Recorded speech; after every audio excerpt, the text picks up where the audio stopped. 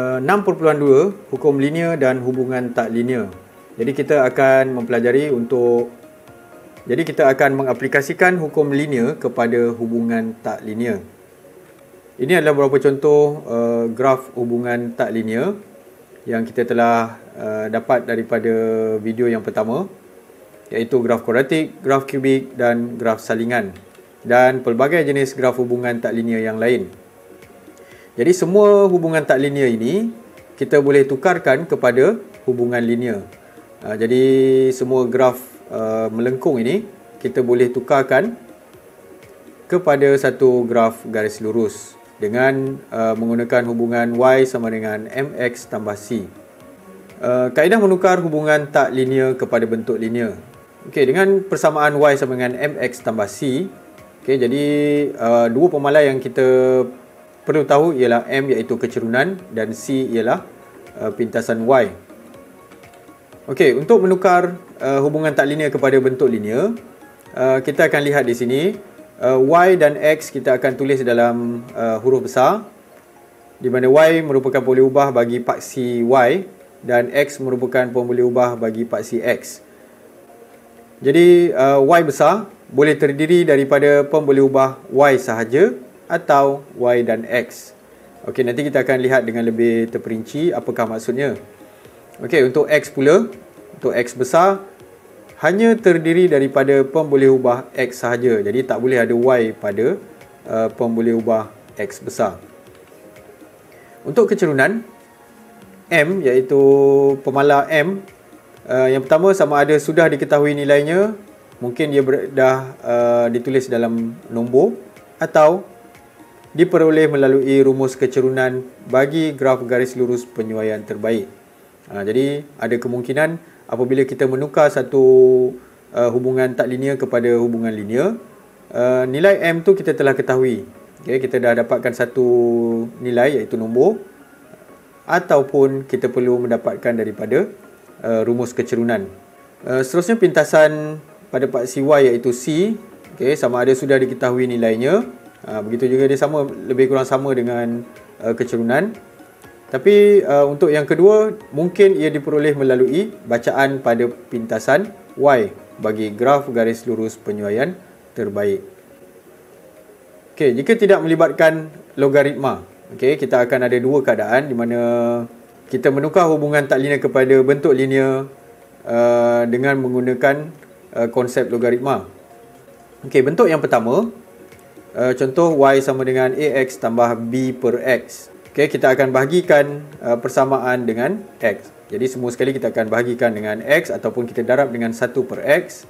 Maka kita akan dapat Y per X sama dengan A tambah B per X kuasa 2. Jadi di sini kita dapat lihat, kita boleh tukarkan. Kita jadikan Y per X tersebut sebagai Y besar untuk menjadi paksi Y. X kuasa 2 pada bahagian penyebut sebenarnya ia adalah 1 per X kuasa 2. Jadi kita akan jadikan 1 per X kuasa 2 sebagai X besar. Pemalai yang berada bersama X ialah M. Jadi M dia ialah sama dengan B, manakala A tersebut akan menjadi nilai pintasan pada paksi Y iaitu C. Jadi C sama dengan A.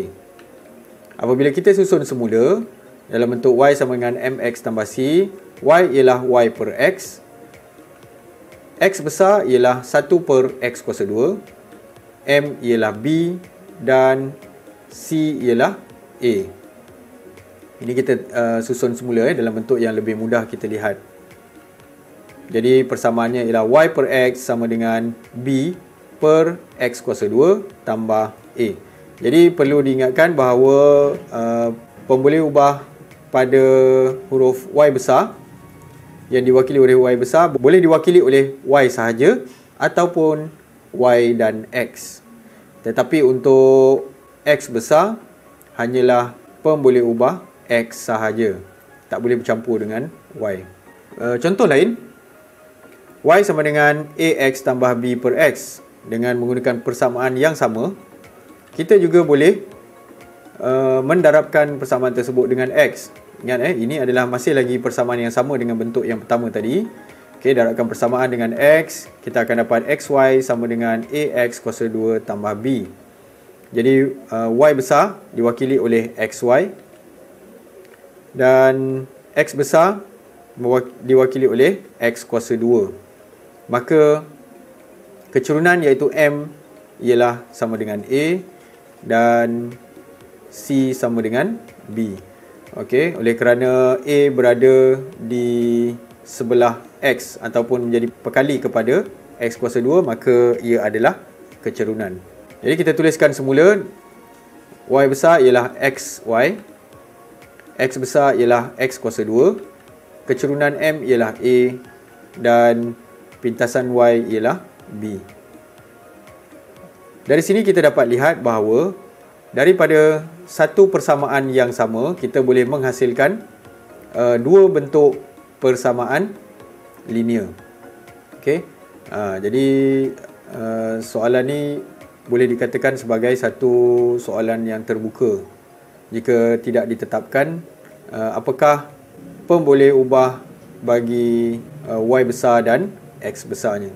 Okey, contoh yang seterusnya ialah melibatkan logaritma. Okey, tadi kita dah lihat penukaran hubungan tak linear kepada bentuk linear yang tidak melibatkan logaritma ataupun log.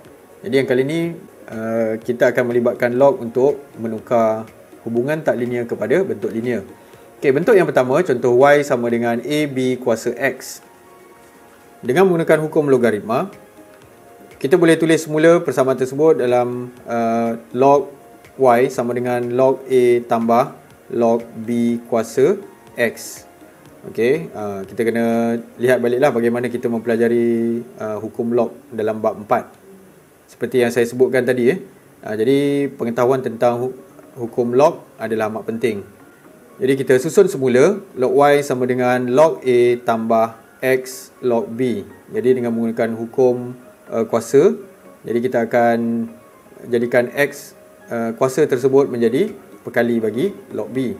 Jadi log Y akan mewakili Y besar, manakala X besar sama dengan X. Jadi M sama dengan log B, okay, kerana log B adalah perkali bagi X, dan C sama dengan log A. Jadi kita akan gantikan dalam jadual dalam bentuk yang lebih mudah, Y, M, X dan C.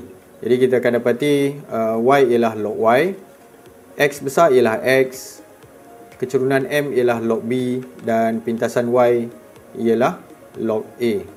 Jadi kita tulis semula log Y sama dengan X log B tambah log A. Jadi kita letakkan C pada bahagian ujung dan MX pada bahagian tengah ni kita letakkan pada sebutan yang pertama selepas tanda sama dengan. Okey, masih lagi melibatkan logaritma. Bentuk yang kedua. Okey, kali ni kita lihat Y sama dengan A X kuasa B. Jadi kalau kita lihat di sini ada pertukaran lah. Okey, tadi kita lihat X-nya tu menjadi indeks, tapi kali ni X tu menjadi asas. Dengan menggunakan hukum logaritma, okey, kita akan tulis log Y sama dengan log A tambah log X kuasa B. Jadi sama juga macam tadi, dengan menggunakan hukum kuasa kita akan jadikan B sebagai perkali bagi log X. Maka kita lihat di sini Y ialah log Y. Okey, X ialah log X dan B yang menjadi perkali kepada log X ialah kecerunan iaitu M, dan C ialah log A. Okey, jadi kita tulis sekali lagi dalam jadual untuk kita lebih mudah melihat. Okey, Y ialah log Y, X ialah log X, M ialah B dan C ialah log A. Okey, kalau tadi kita lihat X ialah X dia kali ni X dia ialah log X. Jadi kita tulis semula log Y sama dengan B log X tambah log A. Okey, contoh 3, tukarkan setiap hubungan tak linear berikut kepada bentuk linear. Okey, jadi kali ni kita akan lihat beberapa contoh bagaimana untuk menukar bentuk tak linear kepada bentuk linear. Okey, soalan A, Y sama dengan K per NX tambah 1 per N X kuasa 2. Jadi kita darabkan persamaan tersebut dengan X, kita akan dapat YX sama dengan K per N tambah 1 per NX. Jadi kita akan pisahkan. Okay. Untuk lebih mudah, kita akan susun semula dan kita pisahkan sebutan yang mempunyai X. Jadi YX sama dengan 1 per N darab 1 per X. Yang ini adalah daripada belakang ni. Sebutan yang pada bahagian belakang. Jadi kita letakkan pada bahagian depan, kita susun semula. Okey. Dan K per N kita letakkan di bahagian belakang. Jadi kalau kita lihat di sini, Y dia ialah YX, M nya ialah 1 per N, dan X ialah 1 per X, dan C ialah K per N. Boleh tak kita dapatkan bentuk yang lain? Jadi kita boleh juga menggunakan bentuk yang lain untuk menukar bentuk tak linear yang diberikan ni kepada satu bentuk linear. Okey, contoh B, P per Y sama dengan Q per X tambah 2 dan kita akan bahagikan dengan P. Kalau kita lihat di sini, kita tak nak ada satu pemalar kat depan. Jadi P tu kita akan hilangkan dengan membahagikan dengan P. Okey, kita akan dapat 1 per Y sama dengan Q per PX tambah 2 per P. Jadi semua kita bahagikan dengan P. Okey, jadi kita dah nampak di sini pada Y tiada lagi pemalar yang lain. Yang ada hanyalah 1 per Y. Diikuti dengan sama dengan Q per P darab 1 per X tambah 2 per P. Jadi kita boleh pisahkan yang ini. Okey, dalam sebutan ni, dalam sebutan Q per PX, kita boleh pisahkan menjadi Q per P darab 1 per X. Okey, kita tulis semula apakah nilai Y nya, iaitu 1 per Y, M nya ialah Q per P, X ialah 1 per X, dan C ialah 2 per P. Jadi kalau